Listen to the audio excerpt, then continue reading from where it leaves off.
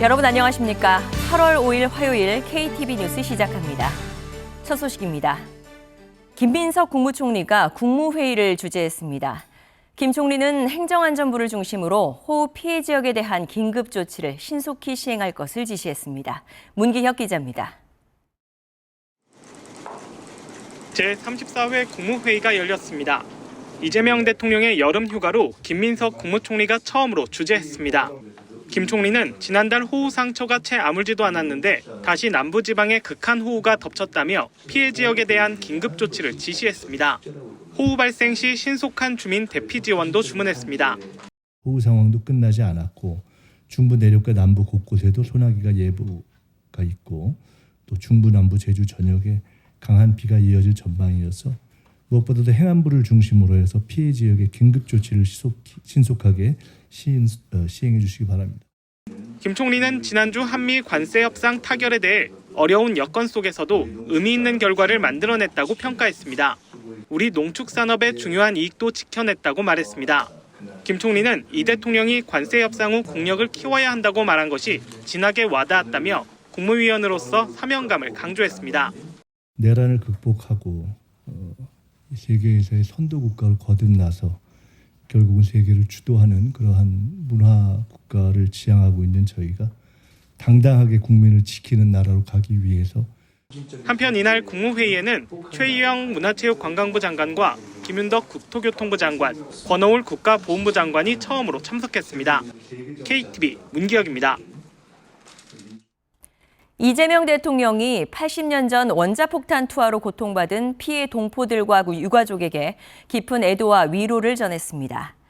이 대통령은 SNS 메시지를 통해 지난 2017년 한국인 원자폭탄 피해자 지원 특별법이 시행돼 실질적 지원 기반이 마련됐지만 지나간 긴 세월을 생각하면 부족한 부분이 많다며 원폭의 상흔을 치유하기 위해 계속 노력하겠다고 약속했습니다. 이 대통령은 아울러 전쟁으로 인한 참상이 반복되지 않도록 평화의 가치를 더 굳건히 지켜나가겠다고 강조했습니다. 대통령실은 오는 15일 서울 광화문 광장에서 열릴 국민 임명식에 전직 대통령 부부와 배우자들을 초청한다고 밝혔습니다. 우상호 정무수석이 문재인 전 대통령 내외와 권양숙 여사에게, 김병욱 정무비서관은 이명박 전 대통령 내외와 박근혜 전 대통령, 이순자 여사에게 직접 초청장을 전달할 예정입니다. 대통령실은 이번 초청장 전달이 전직 대통령과 배우자에 대한 예우이자 국민 통합을 추구하기 위한 실천적 행보라고 전했습니다.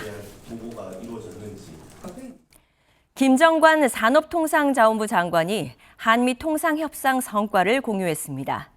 미 관세가 주요국 대비 불리하지 않은 조건이라고 강조했습니다. 조태영 기자입니다. 김정관 산업통상자원부 장관이 한미 통상협상 결과를 공유했습니다. 회의에는 철강, 자동차, 조선 등 협회 관계자들과 경제단체들이 참가했습니다. 김 장관은 우선 기업과 정부의 원팀으로 이룬 값진 성과라고 강조했습니다.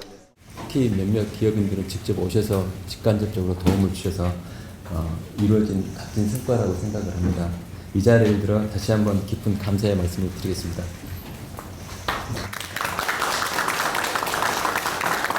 이어 미국 시장에서 주요국 대비 불리하지 않은 경쟁 조건을 확보했다고 설명했습니다. 미국은 지난달 31일 한국에 대한 상호 관세율을 15%로 인하하는 데 합의했습니다. 자동차 품목 관세 역시 15%로 낮췄고 반도체, 의약품의 경우 최국 대우를 약속했습니다. 한국은 미국에 조선협력 프로젝트 마스카와 2천억 달러 규모 투자 패키지를 약속한 바 있습니다. 정부는 이 패키지로 기업 미국 진출을 확대할 계획입니다. 조선과 나머지 2천억 불의 대미 투자 패키지는 우리 경제와 기업에 실질적인 도움이 될 수 있도록 향후 미 정부 측과 구체적인 활용 방안을 긴밀히 협의해 나가겠습니다. 미 상호관세는 현지 시간 7일 0시 1분에 발효됩니다. 한미 FTA로 무관세 혜택을 받아왔던 기업들의 관세가 추가됩니다. 기업 입장에서는 피해가 발생할 수 있는 상황입니다. 산업부는 수출 모니터링을 강화하겠다고 밝혔습니다. 제품 경쟁력 강화, 대체 시장 발굴, 자금 지원 등 후속 대책도 마련하기로 했습니다. KTV 조태영입니다. 포스코 ENC가 시공을 맡은 공사 현장에서 외국인 근로자가 의식불명에 빠지는 사고가 발생했습니다. 경찰과 고용노동부에 따르면 어제 오후 1시 30분쯤 광명 서울고속도로 공사 현장에서 미얀마 국적의 30대 남성 근로자가 감전으로 추정되는 사고를 당했습니다.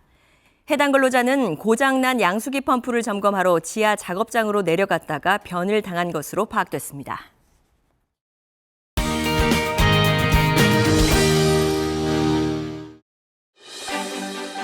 오늘의 주요 정책 소식입니다. 김민석 총리가 오늘 국무회의를 주재하고 현안을 점검했습니다. 최근 남부지방을 중심으로 극한 호우가 쏟아진 가운데 또 많은 비가 예보됐다며 피해 지역에 대한 긴급 조치를 신속히 시행할 것을 당부했습니다. 김영훈 고용노동부 장관이 포스코 ENC 공사 현장에서 또다시 인명사고가 발생한 데 대해 강력한 유감을 표명했습니다. 노동부는 작업 재개 과정에서 안전조치를 제대로 검증했는지 철저히 살펴볼 계획입니다. 7월 소비자 물가가 두 달째 2%대 상승세를 이어갔습니다. 가공식품 물가는 4.1%, 수산물은 7.3% 오르며 전체 물가 상승률을 끌어올렸습니다.